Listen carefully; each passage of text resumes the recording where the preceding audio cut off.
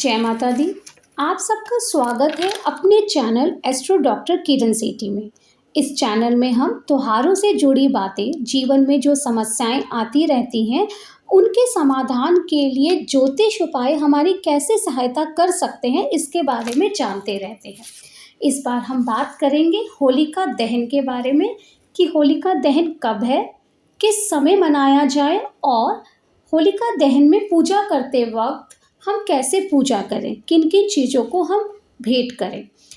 साथ ही साथ बात करेंगे कुछ विशेष उपायों को लेकर जो हमारे जीवन में समस्याएं आती हैं उनके समाधान के लिए। जैसे हमें बार बार रोग परेशान कर रहा है, हमें नौकरी नहीं मिल पा रही है, हमारे बिजनेस में प्रोग्रेस नहीं हो पा रही है, या हमें सुख समृद्धि नहीं मिल पा रहा, हमें शांति नहीं मिल पा रही, तो उसके लिए हम होलिका दहन में कौन से उपाय करके अपनी इन समस्याओं का समाधान कर सकते हैं।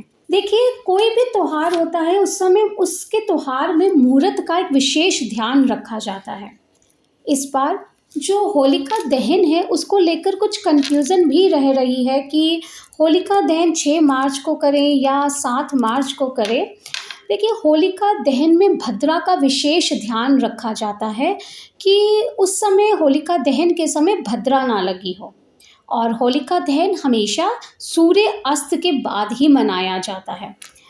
तो 6 मार्च को शाम को 4:18 से अगले दिन 7 मार्च सुबह 5:15 तक भद्रा रहेगी।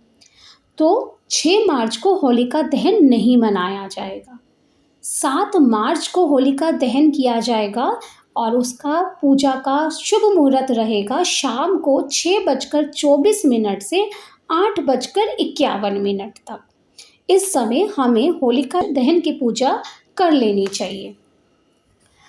होलिका दहन के समय अगर हमारे मन में किसी भी चीज़ को लेकर कोई भी इच्छा हो, कोई भी हम ख्वाहिश रखते हैं, तो हमें होलिका दहन की पूजा के समय कोशिश करें पूर्व दिशा की ओर मुँह हो, और होलिका में आप सबसे पहले जल, फिर रोली, चावल, फूल, पीली सरसों, गुलाल, मीठा अर्पित करें।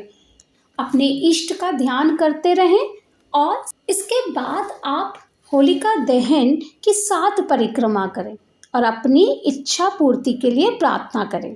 ध्यान रखें आपके इष्ट की पूजन चलता रहे, उनका ध्यान चलता रहे। अगर आप को नहीं पता कि कैसे पूजा करनी है, यानी किसकी पूजा मैं करूं, तो आप सिर्फ श्री कृष्ण जी की पूजा करके भी अपनी प्रार्थना रख सकते हैं। अब बात करते हैं, अगर किसी को बार बार रोग परेशान कर रहे हैं, रोगों से मुक्ति ही नहीं हो पा रही, या हमारी फैमिली में कोई सदस्य ऐसा है जिसे बार बार रोग परेशान कर रहे हैं, तो हमें क्या करना है, एक पानी वाला नारियल लेना है, उसमें जटा लगी हो और पानी भी हो।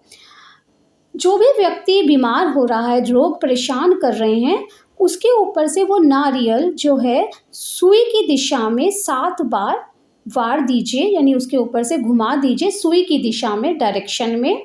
और जिसे भी आप मानते हैं उसका ध्यान करें या श्री कृष्ण जी का ध्यान करें, और उस नारियल को आप होलिका दहन के समय पर उस अग्नि में डाल दीजिए।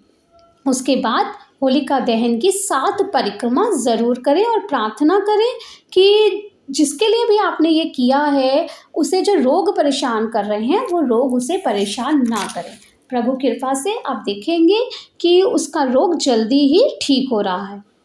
अब बात करते हैं, अगर किसी को नौकरी नहीं मिल पा रही है, या नौकरी में प्रमोशन नहीं हो पा रही, या बिजनेस में बार बार अड़चने आ रही हैं, तो आपको एक पानी वाला नारियल लेना है, साथ में पान का पत्ता लेना है और सुपारी लेनी है, और उसे होलिका दहन में भेंट करना है, यानी उसमें डालना है, और अपने इष्ट की से प्रार्थना करनी है कि आपकी जो समस्या है अपने कारोबार को, जो नौकरी को लेकर, वो जल्दी ही ठीक हो जाए। अब बात करते हैं कि अगर सुख शांति नहीं मिल पाता जीवन में, या धन नहीं टिकता, या रोग बार बार परेशान करता है, मान प्रतिष्ठा नहीं मिलती है, तो आपको क्या करना है, 2 लौंग लेने हैं, साथ में एक पतासा लेना है और एक पान का पत्ता लेना है, और उसे होलिका दहन में चढ़ा देना है और 11 परिक्रमा करनी है, अपने इष्ट का ध्यान करना है या श्री कृष्ण जी का ध्यान करना है और प्रार्थना करें आपकी ये समस्या जल्दी ही ठीक हो जाए। इस तरीके से होलिका दहन में इन छोटे-छोटे उपायों को अपनाकर या पूजा को अपनाकर आप अपने जीवन की समस्याओं का समाधान कर सकते हैं। जय माता दी।